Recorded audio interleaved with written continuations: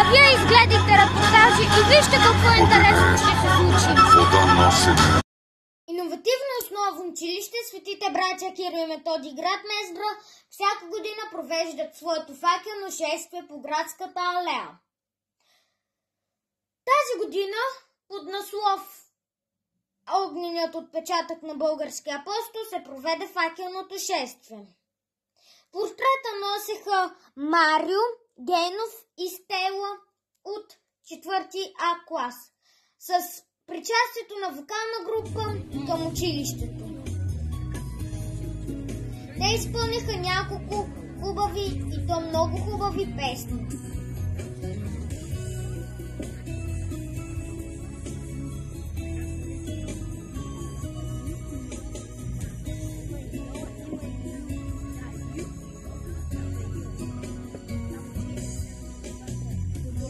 От Мездра Кристиян Панов.